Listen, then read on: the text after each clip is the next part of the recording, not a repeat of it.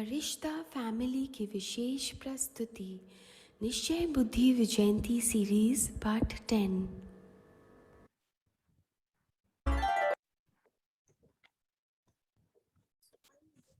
Om Shanti. A very warm welcome to everyone for the next edition of our series निश्चय बुद्धि विजयंती। आज हम आपको मिलाने जा रहे हैं डॉक्टर अर्चना बहन से, जो बाबा की अनन्य सेवाधारी बच्ची होने के साथ साथ पीएचडी गोल्ड मेडलिस्ट भी है माइक्रोबायोलॉजी में। आपने अपनी आध्यात्मिक यात्रा शुरू की 2003 में और पिछले 18 सालों से आपने अनेकानेक भाई बहनों को ज्ञान और योग का रास्ता बताकर उनमें लाइट माइट भरी है। आपने ज्ञान को प्रैक्टिकल जीवन में उतारा और अपनी निश्चय बुद्धि से बाबा की मदद ली और कई परिस्थितियों को रुई बनाकर हवा में उड़ाती चली गई। आपने कई लेक्चर्स दिए हैं mind management, value based administration, maintaining high self esteem, ऐसे टॉपिक्स पर, और आप अपनी लौकिक और अलौकिक लाइफ को बैलेंस करते हुए कई कॉर्पोरेट्स और गवर्नमेंट इंस्टीट्यूशंस में भी सेवाएं देती रही हैं, जैसे कि दिल्ली पुलिस ट्रेनिंग एकेडमी, एजी इंडस्ट्रीज और भी कई संस्थाएं हैं। तो चलिए आपको मिलाते हैं एक ऐसे फरिश्ते से जिन्होंने अब कई भाई बहनों को सच्ची सच्ची राह दिखाई है। मिलते हैं डॉक्टर अर्चना गुप्ता से। बहुत बहुत स्वागत है बहन आपका। ओम शांति टू ऑल। ओम शांति। ओके, हम सब फरिश्ता फैमिली की ओर से आपका बहुत स्वागत है आज के हमारे इस प्रोग्राम में। और अच्छा दीदी, आपने बाबा के ज्ञान को प्रैक्टिकल रूप में अपने लौकिक घर में रिश्तों को मधुर बनाने में कई प्रयोग किए हैं और सक्सेसफुल भी रहे हैं। तो बाबा जिस एक मत एक राज्य की बात मुरली में करते हैं, उसे प्रैक्टिकल आपने किस तरह से अपनी लाइफ में किया? मैं अगर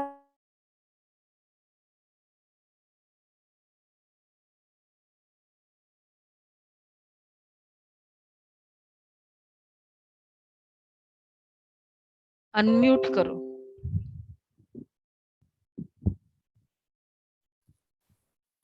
ज्ञान में आई तो ये बहुत अच्छे से सीखा कि कन्या वही होती है जो 21 कुलों का उद्धार करती है। ज्ञान सिर्फ स्व के लिए नहीं, सर्व के लिए है और सबको अपने पिता से मिलने का अधिकार है।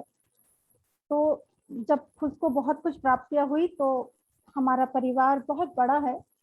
मैके का भी बहुत बड़ा, ससुराल में जो हम लोग की जॉइंट फैमिली है वो एक स्पेशल बात है। मेरे फादर डॉक्टर थे और 6 भाई हैं वो, और हम सभी एक ही घर में रहते हैं। सभी कजन्स, सब अंकल, सब मिलकर हम लोग रहते थे।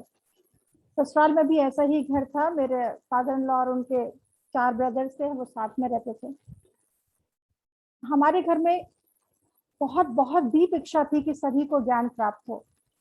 मैं बाबा से रोज बोलती थी, बाबा आपके बच्चे तो सभी, इनको भी ज्ञान मिलना चाहिए, लेकिन कैसे मिलेगा, क्योंकि सब भक्ति में बहुत ज्यादा थे। तो मैं अमृत वेले, जैसे बाबा ने मुझे टच किया तो मैंने अमृत वेले रोज उन सभी को अपने सामने इमर्ज करती थी। जैसे पूरी फैमिली बैठी है, हम लोग करीब 40-45 फैमिली के मेंबर्स हैं, सभी बैठे हैं और मैं उनको ज्ञान सुना रही हूँ। ऐसा करते हुए कुछ महीना हुआ होगा, फैमिली में एक शादी थी, फंक्शन था, तो वहाँ जाना हुआ।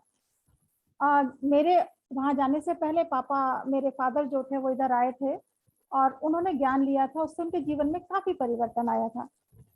तो जब मैं झांसी पहुंची, मैं झांसी की रहने वाली हूँ, तो हमारे फैमिली के सभी ने बोला कि आपने पापा को क्या सिखा दिया जो वो इतने शांत हो गए। वो क्वाइट शॉर्ट टेम्पर्ड थे। तो मैंने कहा कुछ बहुत विशेष चीज है, अगर आप भी सुनोगे आपको भी बहुत अच्छा लगेगा। और उन लोग ने जैसे बहुत फोर्स किया कि हम सबको करना है, और हमने टाइम फिक्स किया 3 से 3:30 दोपहर के वक्त, क्योंकि सब अपने क्लिनिक से आ जाते थे, सभी डॉक्टर्स हैं क्योंकि सभी आ जाते थे, और हम इकट्ठे 3 से 4, 4:30 बजे तक बैठकर इकट्ठा ज्ञान योग किया, मैं ज्ञान सुनाया करती थी, और उसके बाद सभी के जीवन में बहुत बहुत परिवर्तन आया। दूसरी बात जो बहुत जब हम ज्ञान में चलते हैं तो बहुत सारे टेस्ट भी आते हैं, परिवार की तरफ से भी आते हैं। परिवार में मैं बहुत लाडली थी, दोनों ही ससुराल और मैं के दोनों की तरफ से। लेकिन टेस्ट बाबा ने जब दिया तो कुछ ऐसी परिस्थितियां हुई जिसमें सभी मेरे से थोड़े से दूर हो गए, मेरे से थोड़े से अगेंस्ट हो गए। कुछ हमारी धारणाएं भी थी, उसकी वजह से भी हुआ। तो फिर बाबा ने मुझे फिर टच किया कि आप इनको बहुत दुआएं दो, और मैंने करीब 6 महीने दिल खोल कर सबको बहुत दुआएं दी, बाबा का प्यार उन तक पहुंचाया, सकाश दिया, और वो बातें फिर से सारी रिवाइव हो गई। सभी उतने ही प्यारे और उतने ही क्लोज हो गए। तो शायद कुछ अकाउंट भी क्लियर होना था, और उससे और अब सभी को ज्ञान में बहुत बहुत ज्यादा रुचि भी बढ़ गई। बहुत प्यार और सम्मान इन सबसे प्राप्त होने लगा। यही है। आपकी जर्नी की शुरुआत कैसे हुई दीदी? आप मेरी जर्नी, मैं चेन्नई में थी, 2002 में हम चेन्नई पहुंचे थे। वहाँ एक बहन से, हमारी बीके बहन से कांटेक्ट हुआ। हमारे हस्बैंड के जो युगल थे, उनके ऑफिस के कलीग थे, उनकी वाइफ थी। तो उनको वो आश्रम, कभी भी मैं आश्रम जारी तो समझ नहीं आया कौन सा आश्रम, दुनिया वाले आश्रम। तो एक बार उन्होंने मुझसे पूछा कि आप आश्रम चलेंगे? घर में खाली थी तो मैंने कहा चलिए चलते हैं। वहां गई तो आश्रम तो बहुत विशेष था। जैसे ही उसके अंदर पैर रखा तो एकदम, तो एक तो उससे बहुत ज्यादा जो क्लोज प्योरिटी की वाइब्रेशंस प्लस एक बहुत ही दिव्यता वहां महसूस हुई, जो जिसने मुझे बहुत खींच लिया। और मैंने वहां से फिर कोर्स किया और ज्ञान में आगे बढ़ी। बहुत बहुत सुखमय था वहां आका आनंद। जैसे ही वो ज्ञान मिला तो सबसे पहले पहले 1 हफ्ते 10 दिन के बाद एक बहुत बड़ी, जिसने मेरे को बहुत पक्का निश्चय बुद्धि बनाया कि मेरा बेटा स्कूल से आ रहा था, स्कूल बस में था। बस ने टर्न लिया घर के लिए, और लेकिन जो डोर कीपर था बस का, उन्होंने पहले से ही गेट खोल दिया। बस ने जैसे ही टर्न लिया तो वो दरवाजा खुल गया, और वो क्योंकि वहीं गेट सीढ़ियों के पास खड़ा हुआ था तो धड़ाम से गिर गया, और उसका सिर एक बहुत बड़े पत्थर से टकरा गया। देर एंड देन उसका पूरा चेहरा नीला काला पड़ गया। बिल्कुल घर से जैसे 2-4 कदम पे ही था, तो मैं भाग कर गई, क्योंकि उसने, कॉन्ट्रैक्टर ने आवाज दी। जब मैं गई तो उसको उठाकर मैं सीधे हॉस्पिटल, हमारे घर के पीछे ही था, बाई चांस हम, मैं वहां लेकर गई उसे। डॉक्टर को दिखाया, जल्दी से तुरंत उसका एक्सरे वगैरह हुआ। बस मैं बाबा को बोलती रही, बाबा आपका बच्चा है, संभालना तो आपको ही, और मुझे पक्का निश्चय है कि इसको कुछ प्रॉब्लम नहीं होगा, ये बिल्कुल ठीक है। और बस जब तक वो उसका एक्सरे वगैरह चला, डॉक्टर आए लेकर रिपोर्ट, उन्होंने कहा हेयरलाइन फ्रैक्चर है और उसको 48 आवर्स अंडर ऑब्जर्वेशन रखना होगा। तो मैंने कहा ठीक है आप करो, तो हॉस्पिटल में ही एडमिट करना है तो I am ready for that also. तो उन्होंने कहा नहीं नहीं, इतना नहीं है, आप इसको घर ले जा सकते हैं, लेकिन अंडर ऑब्जर्वेशन रखिए, थोड़ा रेस्ट करता रहे। उसको हम घर लेकर आ गए। दूसरे दिन अब उसको स्कूल जाना था, वो बहुत पंक्चुअल और स्टूडियस स्टूडेंट था, छोटा सा ही था, 9 वर्ष का ही था। तो उसका टाइम कैसे पास हुआ, तो जो ज्ञान मैंने सीखा था मैंने उसे भी शेयर किया। और बच्चा, लेकिन उस वक्त वो ग्रैस्प करता चला गया सारा, और उसको बताया कि मेडिटेशन कैसे करते, हमारा पिता कौन, भगवान कौन। उसको ये जैसे तुरंत के तुरंत समझ आ गया, तो उसने तुरंत करना शुरू कर दिया कि पढ़ने से पहले उसको थोड़ा सा गाइड किया, पढ़ने से पहले आप जैसे ही सुबह उठते हैं बाबा को गुड मॉर्निंग करके 2 मिनट बाबा को याद करेंगे, फिर हम बेड से नीचे आएंगे, पढ़ाई करने से पहले, पढ़ाई के बाद, इस तरह से डायरेक्शन दिए, जो उसने आगे करा। लेकिन उस वक्त क्या हुआ कि उसको 48 आवर्स निकले, उसको ज्ञान मिलता गया, और उससे बहुत जैसे निश्चय से उसको भी हो गया कि मैं ठीक हो जाऊंगा, भगवान मेरे को मिल गया, मेरा साथ है भगवान। और मुझे बिल्कुल पक्का निश्चय था कि बाबा है और ये बिल्कुल ठीक हो जाएगा, कुछ नहीं होगा। 48 आवर्स निकल गए।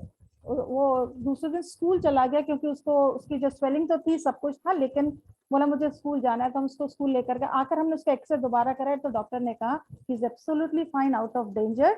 उसको सिर्फ हेयरलाइन फ्रैक्चर था, लेकिन इसमें उसको रोकने की जरूरत है। तो ये बहुत बहुत विशेष, जो मुझे इंस्टेंटली बाबा से एक निश्चय करने का तरीका मिल गया। और इस निश्चय के साथ फिर मेरा इतना बड़ा कि फिर कोई भी परिस्थिति नहीं लगती थी, क्योंकि परिस्थितियां तो बहुत आती हैं, लेकिन हर वक्त बस एक ही था कि बाबा साथ है, उसकी मदद साथ है, तो सफलता साथ साथ, मुझे कुछ नहीं हो सकता। और ये बहुत बहुत विशेष रहा। वो बच्चा आगे बढ़ता हुआ बहुत, जैसे वो भी निश्चय बुद्धि बन गए बच्चे, क्योंकि उसके पास भी तुरंत ही बहुत अच्छा सा एग्जाम्पल मिल गया था। वो भी अपनी लाइफ में काफी सक्सेसफुल हुआ, बहुत सारे बच्चों को उठाने के निमित्त बना। और मैं भी आगे बढ़ती चली गई। वेरी नाइस दीदी। हम लोग भी सब यही चाहते हैं कि सारा लौकिक परिवार भी ज्ञान में आए, तो आपने वो तरीका भी बताया और कैसे मधुरता आए फैमिली रिलेशनशिप्स में ये भी बताया, है ना। Thank you so much. और ड्रामा में कुछ आपके इनकम टैक्स रेट्स के सीन भी आए थे, तो उन सीन्स को आपने अपने निश्चय से किस तरह पार की, और निश्चय बुद्धि की विजय का अनुभव उसमें भी आपको किस तरह से हुआ। बस सीन्स बदलते रहे, निश्चय बुद्धि तो आप वहीं के वहीं थे, बट सीन्स को कैसे क्रॉस किया। वो तो बहुत स्पेशल था, क्योंकि शायद ऐसा रेयर ही किसी के साथ होता है। बाबा ने वो टेस्ट भी शायद मेरे से कराना था, क्योंकि जब वो टेस्ट आया तब यही आया कि जो महारथी के सामने तो माया भी महारथी होकर ही आती है, कोई छोटा टेस्ट तो नहीं आएगा। जब आया बहुत कुछ हुआ उसमें, घर तक लोग पहुंचे और घर की भी सर्च हुई। तो जब वो आए सर्च के लिए, घर सर्च करने आए, तो मैं बैठकर मैंने उनको इनवाइट अंदर आने को कहा, और मैं आराम से न्यूज़पेपर लेकर बैठ गई। मैंने कहा आपको जो करना आप करिए घर में, क्योंकि मुझे तो पता था कि ये सिर्फ टेस्ट है, बाबा सिर्फ मुझे शेक करके दिखा रहे हैं कि तुम कितनी निश्चय बुद्धि हो। तो मैं आराम से बैठ गई, मैंने कहा आपको जो करना है करिए। उन लोग ने जो उनका हेड था उन्होंने कहा कि आप इनके साथ जाइए, रूम्स में जाइए, इनसे वो कर रहे हैं कुछ तो देख। मैंने कहा कोई प्रॉब्लम नहीं, आप आराम से करिए, भगवान का घर है, आराम से करिए। और मैं आराम से बिल्कुल न्यूज़पेपर खोला और मैं न्यूज़पेपर पढ़ती रही। उनमें से एक हवलदार टाइप था, उसने पूछा मैम आपको डर नहीं लग रहा है, इतनी सारी पुलिस आपके घर में घूम रही है, सर्च कर रही है, और आपको डर नहीं लग रहा। मैंने कहा नहीं मुझे डर नहीं लग रहा, भगवान मेरे साथ है। तो उसे वो शब्द सुनकर कुछ थोड़ा सा अजीब लगा। उसने कहा आप कोई विशेष है, उसके मुंह से निकल गया। वहां मुरलियां भी रखी हुई थी, तो उसने पूछा ये क्या पेपर्स है, क्योंकि उनको तो पेपर भी उस समय वो दूसरे पर्सपेक्टिव से आते, तो उन्हें हर चीज में कुछ अलग ही दिखाई देता। तो मैंने कहा भाई आप पढ़कर देखिए क्या है इसमें। तो उसने बोलता नहीं नहीं आप बताइए। तो मैंने उसको बताया कि ये परमात्मा के महावाक्य होते हैं, और इसकी एक एनर्जी होती है जो हमें जीवन से बहुत सारी चीजों को फेस करने में मदद करती है। और उस वक्त वो इतना लाइट था, वो उनको इतना आश्चर्य हो रहा था कि इतनी बड़ी क्योस, इतना बड़ा बात है किसी के लाइफ में आए तो वो हिल जाते हैं, लेकिन ये क्या। तो मेरे हस्बैंड को युगल को उन्होंने बाद में बोला भी कि आपकी वाइफ में कुछ विशेष है, कोई शक्ति है, ये डरती नहीं है। ये आगे से आके वो कुछ भी पेपर्स मांग रहे थे, कुछ कर रहे थे, तो मैं देती जा रही थी। और एक कुछ एफडी हमारे पुराने थे, उन्होंने वो उठाए और वो उसको जब्त करने की कोशिश कर रहे थे। तो मैं एकदम से उनको ऊपर चिल्लाई जैसे शक्ति रूप में, मैंने कहा आप ये क्या कर रहे हैं, आपको डेट नहीं दिखाई दे रहा, कौन से डेट का, ये कब का है, ऐसे कुछ भी थोड़ी आप उठा सकते हो। और वो जो उठाए वो तो उनके हाथ से गिर गया सारा। और मैंने कहा कि आप ऐसे नहीं कुछ भी कर सकते ना, ये मत समझिए कि आपके पास राइट्स है तो आप कुछ भी कर सकते, आप नहीं कर सकते। और उन्होंने वो एकदम से छोड़ दिया, और फिर उसके बाद उन्होंने वो नहीं लिया, कुछ भी नहीं लिया। मैंने कहा जो काम था वो आपको दे रही हूँ, जो भी आपको सर्च करना करिए, लेकिन गलत नहीं कर सकते। पता नहीं कौन सी एक विशेष, जैसे बाबा उस वक्त साथ में खड़ा था। इसके बाद वो अपना पैकअप जो भी उन्होंने करना था पूरा घर बिखेर कर वो चले गए। लेकिन जब वो जा रहे थे तो मैंने उनको कहा आप लोग पानी वानी लेंगे, पानी ले लीजिए, चाय ले लीजिए। तो उनमें से एक दो एक दूसरे को देखने लगे, उन्होंने कहा ठीक है आप पानी पिला दीजिए। मैंने पानी सर्व किया। वो लोग बोलते हैं कि मुझे नहीं समझ आ रहा कि आप ऐसा कैसे कर पा रहे हैं, आप हमें रिसीव करा आपने, आप हमें जाने के लिए दे रहे हो, आप पानी सर्व कर, आप कैसे कर पा रहे हो। सब लोगों के तो हाथ पैर कांप जाते हैं पुलिस को देखकर। तो फिर उस वक्त यही था कि भगवान साथ है तो मेरा कुछ बिगड़ नहीं सकता। बस एक निश्चय था, एक अंदर में बस बाबा जैसे बोल रहे हैं, बच्चे मैं बैठा हूँ चिंता मत करो, बच्चे मैं बैठा हूँ चिंता मत करो, सब अच्छा होगा। और जिस निश्चय ने, वो पेपर बहुत स्ट्रांग, बहुत कुछ हुआ हमारे साथ। जैसे कहते हैं नाम मान शान सब कुछ चला गया था, पैसा सब कुछ चला गया था, एक साथ सारे हमारे फ्रीज हो गए थे अकाउंट्स वगैरह। लेकिन कुछ भी नहीं गया, ऐसा महसूस तक नहीं हुआ। लोगों ने मेरे को बोला कि बच्चे स्कूल पढ़ते हैं, कॉलेज में पढ़ रहे हैं, इनके ऊपर इम्पैक्ट आएगा, लोग क्या कहेंगे। तो मैं स्कूल गई, बच्चों के टीचर से बात की, उनको बताया कि हमारे साथ ऐसे ऐसे हो रहा है। तो teachers were more sympathetic to us, कि उन्होंने कहा नहीं उनको, कि नहीं हम बिल्कुल ध्यान रखेंगे आपके बच्चों का, बिल्कुल वरी मत करिए। समाज से भी कोई जैसे इनिशियली जब उनको पता पड़ा हमारे यहाँ रेट, तो एकदम से लोगों को कुछ होता है। लेकिन जैसे मेरी मेड उस समय काम कर रही थी जब वो रेट पड़ रही थी, तो वो बाहर गई तो उसने लोगों ने पूछा अड़ोसी पड़ोसियों ने कि ये सब क्या है, ये हो गया वो हो गया, तो उन्होंने कहा नहीं, उनके घर तो मैंने आज तक कुछ देखा ही नहीं, ऐसा कुछ भी नहीं है। और बाबा के घर से बाबा के बच्चे मेरे को मिलने आते रहते थे, तो लोगों के अंदर जो थोड़ा बहुत था वो भी निकल गया और सारे ही मेरे साथी सहयोगी बन गए, जो बहुत बहुत स्पेशल बात थी कि ऐसे में जबकि दुनिया अगेंस्ट हो जाती है, आप अकेले रह जाते, लॉयर्स भी बोले आप घर बदल लीजिए, आप ऐसे में कैसे रहेंगे, मैंने कहा नहीं, मेरा कुछ बिगड़ा ही नहीं, सारे लोग मेरे साथ थे। तो उनको बहुत आश्चर्य होता था, आप क्या बोल रहे हैं। मैंने कहा नहीं, जब हम गलत नहीं है तो हम क्यों भागेंगे, मैं क्यों करूंगी। और बाबा का साथ, बाबा का वो टेस्ट कैसे राई से पहाड़, रुई से रुई बन गया, पहाड़ से रुई, बहुत अमेजिंग था, जिसका कोई हमारे अंदर शिकन भी नहीं था। सिस्टर उर्मिल जो हमारे सेंटर की दीदी है, दीदी कभी कभी पूछते थे अर्चना तुमको डर नहीं लग रहा। मैंने कहा दीदी बाबा साथ है, आपने तो ये सिखाया जब बाबा साथ होता है तो कोई विघन टिक नहीं सकता, तो ये भी चला जाएगा। और बिल्कुल नॉर्मल में रोज क्लास जाती थी, सेवाओं पर जाती रही, सब कुछ करती रही, 1 साल तक वो चलता रहा, लेकिन कोई डिफरेंस नहीं आ रहा। हम आया हमारी लाइफस्टाइल में जैसा था वो वैसे ही चलता रहा, एक बल एक भरोसा, निश्चय बुद्धि बनकर आगे बढ़ते गए और विजय प्राप्त हुई। बाबा ने तो कहा ही है कि जो बच्चे निश्चय बुद्धि है उनके साथ में खड़ा हो, चाहे सामने अक्षोणी सेना भी हो, तो जीत तो होनी ही थी। दीदी, आप सेंटर में विशेषकर काउंसलिंग की सेवाएं भी देते हैं, तो आपके सामने रोज अनेकानेक टाइप के डिफरेंट केसेस आते होंगे। कई बच्चे भी आपके पास काउंसलिंग के लिए आते हैं। आपने बाबा के ज्ञान और योग उनको सिखलाकर कई आत्माओं के जीवन को एक नई दिशा दी है। कोई विशेष इंसिडेंट आप शेयर करना चाहेंगे जहां बाबा के साथ से किसी बच्चे के जीवन को एक नया डायरेक्शन मिला हो? ये जैसे आपने कहा, बहुत बच्चों को काउंसलिंग हम करते हैं, लेकिन एक विशेष अनुभव जरूर आपको सुनाना चाहूंगा। 3-4 साल पहले की बात है। एक बच्चा जो डीपीएस वसंत कुंज में पढ़ता था, बहुत शार्प, बहुत इंटेलिजेंट था वो बच्चा, लेकिन 10th के बाद फ्रेंड्स उसका, वो और उसके फ्रेंड्स शायद बहुत क्लोज थे, साथ में मिलकर बैठना पढ़ना, बहुत कुछ, दोनों बहुत मेच्योर थे, अपनी उम्र से ज्यादा मेच्योर थे, इसलिए उन लोगों की दूसरे बच्चों के साथ इतनी फ्रेंडली नहीं थे वो लोग, वो आपस में ही थे। लेकिन पेरेंट्स ने एक बच्चे को हरियाणा डीपीएस में डाल दिया, गुड़गांव के किसी में, और एक बच्चा वहीं रह गया। और पेरेंट्स, क्योंकि वो दोस्त बहुत अच्छे थे, पेरेंट्स को डर था कि ये साथ में रहेंगे तो कहीं ऐसा ना हो ये पढ़ाई ना करे और क्लियर ना कर पाए एग्जाम। दोनों के पेरेंट्स IITians थे, अलग अलग कर दिया। लेकिन उससे इफेक्ट क्या हुआ कि ये बच्चा जो था वो बहुत डिप्रेस, बहुत लो हो गया, क्योंकि बहुत लोनली हो गया था वो। उसी पर फोन पेरेंट्स ने मना कर दिए, मैसेजेस भी नहीं, बच्चे बात नहीं कर सक रहे, तो वो काफी अकेलापन महसूस करते करते इतना हद तक उस पर नेगेटिव असर हुआ कि वो डीप डिप्रेशन में चला गया। और इतना अच्छा बच्चा जो कभी फर्स्ट आया करता था अपने क्लास में, उसने 11th 40-45% करके पास किया। वो 12th में जब आया तो जुलाई, उसकी हालत तो वही बहुत लो, बहुत इस तरह का था, बच्चा पढ़ता नहीं था। पेरेंट्स परेशान थे, इसलिए वो हमारे सेंटर पे अपने लिए कोर्स करने के लिए आए। कोर्स के दौरान उन्होंने मुझे बताया कि उनके बेटे की कुछ हालत ठीक नहीं है, कुछ डिप्रेशन में है क्या। उनको ये भी नहीं समझ आ रहा था कि ये शायद डिप्रेशन में है। मैंने कहा ठीक है, आप लेकर आइए, देखते हैं उसको बाबा क्या मदद कर सकता है। वो आया बच्चा, तो उसने मुझे बताया कि अपने बारे में क्या क्या उसके साथ हुआ, और अब वो नहीं पढ़ पा रहा, वो नहीं कर पा रहा कुछ भी। तो मैंने कहा कोई बात नहीं, एक फ्रेंड मिला है, हम दूसरा फ्रेंड ले लेते हैं, थोड़े दिन 1 साल उसके साथ टाइम पास करते हैं, फिर तो आपका अपना फ्रेंड मिल ही जाएगा, फिर दोनों कॉलेज में एक साथ चले जाना। तो बोलता लेकिन मैं कॉलेज जाऊंगा ही कैसे, I am not able to study. तो मैंने कहा चलो एक बार मिलते हैं दोस्त से, अगर वो अच्छा लगा तो हो सकता है उसके साथ हम आगे बढ़ जाएं।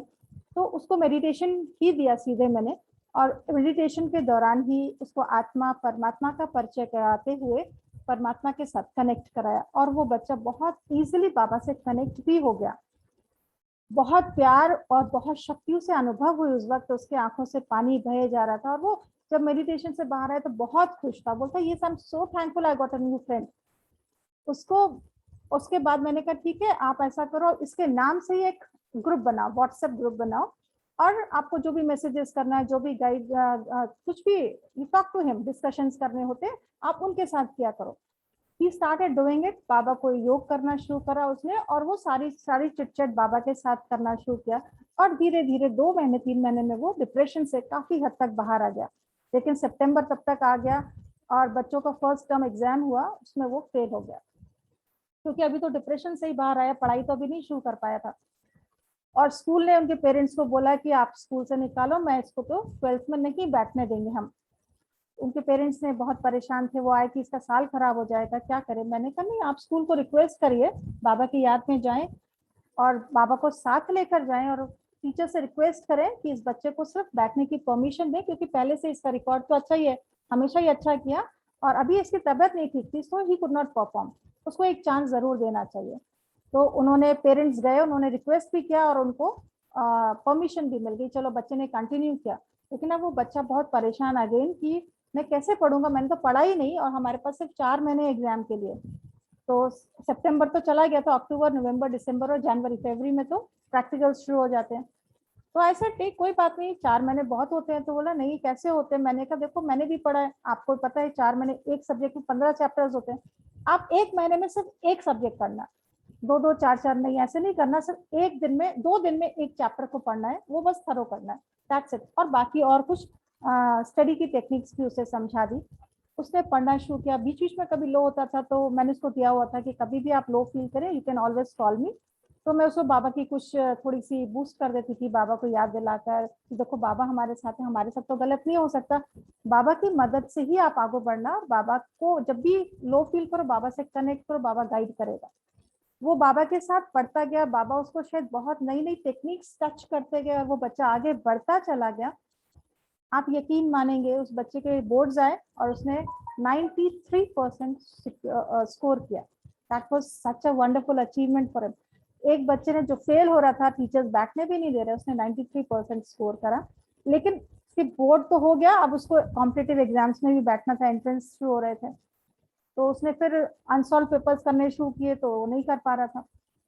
फिर बहुत लोग हुआ, उसने कहा कि मैं तो नहीं कर पा रहा, मैं कैसे करूंगा। ऐसे कोई बात नहीं, आप अनसॉल्व छोड़ दो, आप सिर्फ पढ़ाई करो, बाबा को याद करो, और निश्चय रखो कि मेरा सिलेक्शन डेफिनेट है, मेरा हो जाएगा, मैं बहुत अच्छे से करूंगा। और आप पढ़ते जाओ और उसी तरह से आप विजुलाइज करते रहो। ही वॉज डूइंग इट, उसने करा भी, उसका एग्जाम अच्छा भी हुआ। एंड देन मैंने कहा कि अब wait, he was waiting for the result. Results आने शुरू के, 4-5 लिस्ट आती हैं triple IT Delhi, triple IT के एग्जाम से। उसके 5 लिस्ट आ गई, 5 लिस्ट आनी थी, तो 1, 2, 3 लिस्ट आई, तीनों में उसका नहीं हुआ। तो वो थोड़ा सा लो अगेन हुआ। उसने कहा नहीं दीदी, मेरे तो आता ही नहीं। मैंने कहा इट विल बी। हमने कहा डोंट वरी, आप अपना होप नहीं गिव अप करना, बाबा साथ है, आपने हमेशा विश्वास रखा है बाबा से, वैसे ही बाबा को होल्ड करो, निश्चय रखो कि आपका सिलेक्शन निश्चित है। अगर 5 लिस्ट में भी नहीं होगा तो बाबा आपके लिए एक एक्स्ट्रा लिस्ट लगा देगा, और लिस्ट में चाहे आखिरी नंबर होगा, लेकिन you will be selected, hold it strongly. तो वो बोलता ठीक है, वो बोलता this is too difficult to hold, but ठीक है, और कोई चारा ही नहीं था। So he was holding it. और आप 5 लिस्ट आ गई, लेकिन उसमें तो नाम उसका नहीं आया, लेकिन 5वीं लिस्ट के साथ एक छठी लिस्ट अनाउंस हुई, और उस छठी list, he was so happy कि चलो 5 नहीं आई, छठी है। उसने तुरंत मुझे फोन किया कि आपने बोला था बाबा मेरे लिए एक एक्स्ट्रा लिस्ट लगा देगा, और बाबा ने एक एक्स्ट्रा लिस्ट लगा दिया। सो ही वाज वेरी हैप्पी, और अपना लिस्ट का वेट कर रहे थे। लेकिन पेरेंट्स सभी थोड़े से रेस्टलेस हो रहे थे, और सारी जगह एडमिशन क्लोज हो रहे थे। तो बच्चे को वो भटिंडा के किसी कॉलेज में एडमिशन के लिए लेकर गए। वो लास्ट तक बैठे रहे, लास्ट में उनका नंबर आया, वो फीस काउंटर तक ही पहुंचे थे, अभी तक रिजल्ट नहीं आई थी। तो तभी वो बस फीस के पैसे उनके हाथ में थे बस, और उनका फोन बचा बच्चे का, और उसके फ्रेंड ने बताया कि you are selected. It was the last name, but you are selected. वो बहुत खुश हुए। उसको ट्रिपल आईटी दिल्ली में एडमिशन मिल गई। उसको कंप्यूटर साइंस तो नहीं मिला, उसको इलेक्ट्रॉनिक्स मिला, बट उसमें भी एकदम नीचे था वो। ऐसे कोई, उसने आके बताया, मैं कहा कोई बात नहीं, आप मेहनत करना और एस्केलेट कर लेना। बच्चे ने 6 महीने में बाबा के साथ रहकर, उस विश्वास से उसने बहुत पढ़ा, 6 महीने में उसने फर्स्ट टर्म में टॉप किया, और वो एस्केलेट करके वो CS मिल गया। और उसके बाद हर साल वो टॉप करता रहा, और हर साल गूगल उसको इनवाइट करता था अपने पास इंटर्नशिप के लिए। डिफरेंट कंट्रीज में वो जाता रहा उनकी सर्विसेज के लिए। और अब लास्टली उसको यूके की एक बहुत अच्छी कंपनी में उसको जॉब मिला, एंड ही जस्ट जॉइन। तो ये बाबा के पास अगर निश्चय है तो विजय निश्चित है। और वो अब सबको भी यही बोलता है कि this is only because of faith, कि बाबा पर निश्चय इतना ज्यादा था कि वो कैसे वो सारी चीजें क्रॉस करता गया, और लाइफ में उसे जो कुछ चाहिए था, जो ड्रीम्स थे, उसके सारे पूरे हो गए। दीदी बाबा ने ही उसको रास्ता दिखाया, बाबा ने सब कुछ किया, बट आप निमित्त बन गए और निमित्त बनने का फल तो आपको मिला ही, है ना। दीदी आप वैसे तो एकदम समर्पित बुद्धि बच्ची है ही बाबा की, लेकिन आप लौकिक में भी आपकी एक लाइफ होती है जिसमें टाइम देना पड़ता है, और अलौकिक सेवाओं में भी आप पूरा टाइम दे पाती हैं, तो इसका बैलेंस आप किस तरह से मेंटेन कर पाती हैं? बैलेंस करने के लिए तो बाबा ने हमारी दिनचर्या को ही इतना अच्छा बनाया हुआ है जिसमें टाइम बहुत होता है। सुबह अमृत वेले उठने के बाद हमारे पास 8 बजे तक बच्चे जाते थे स्कूल, और 9:30 तक मेरे हस्बैंड भी चले जाया करते थे। तो उस बीच 9:30 के बाद मेड का काम खत्म होकर भी मैं 10 तक फ्री हो जाया करती थी। 10:30 बजे तक मैं बाद में आधा घंटा योग कर 10:30 तक मैं सेंटर चली जाती थी, और सेंटर फिर 2 बजे तक मैं सेंटर होती थी। 2 बजे मैं बच्चों को स्कूल से पिक करती थी, घर लाती थी, उनका ब्रेकफास्ट लंच जो भी करना होता था उनको सुलाना, फिर इवनिंग में उठाकर फिर उनको पढ़ाना और सारा काम करती थी। लेकिन बाबा ने बच्चों को बहुत सहयोगी बनाया हुआ था।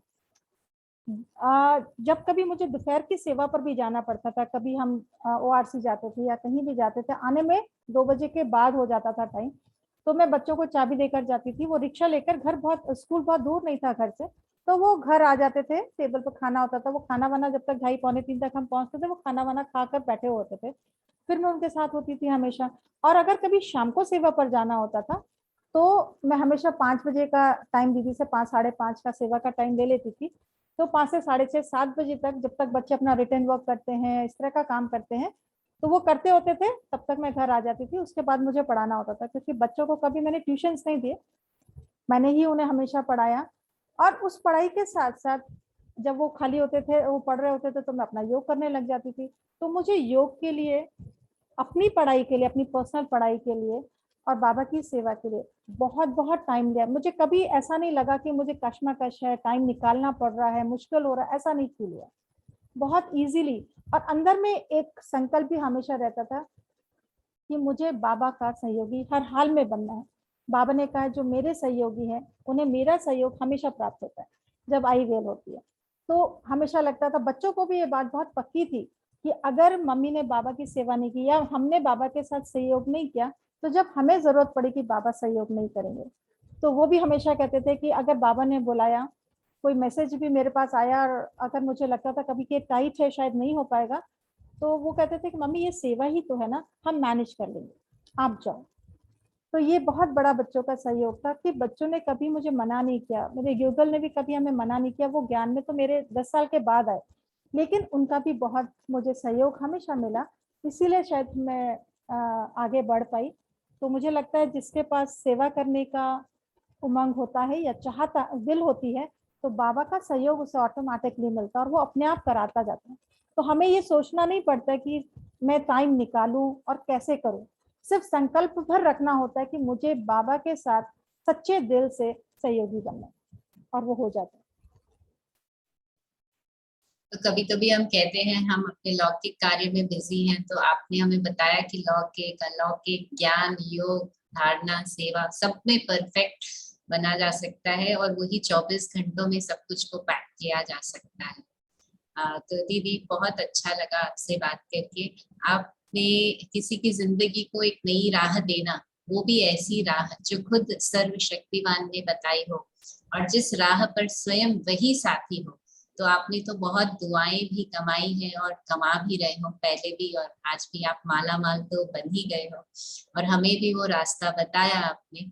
आपने हमें अपने अनुभवों द्वारा योग को प्रयोग में लाने की, निश्चय बुद्धि बन विजयी बनने की प्रेरणाएं दी है, जिसके लिए हम फरिश्ता परिवार आपके शुक्रगुजार हैं। आपके अनुभवों ने हमारी उड़ान में भी हवा भर दी है। तो दीदी आपका बहुत बहुत धन्यवाद हम सबकी तरफ से, थैंक यू वेरी मच। अब संगीता दीदी मिलेंगे आपसे। Thank you. थैंक यू, आप लोगों का भी बहुत बहुत शुक्रिया। तुम्हारे साथ का अनुभव बड़ा निराला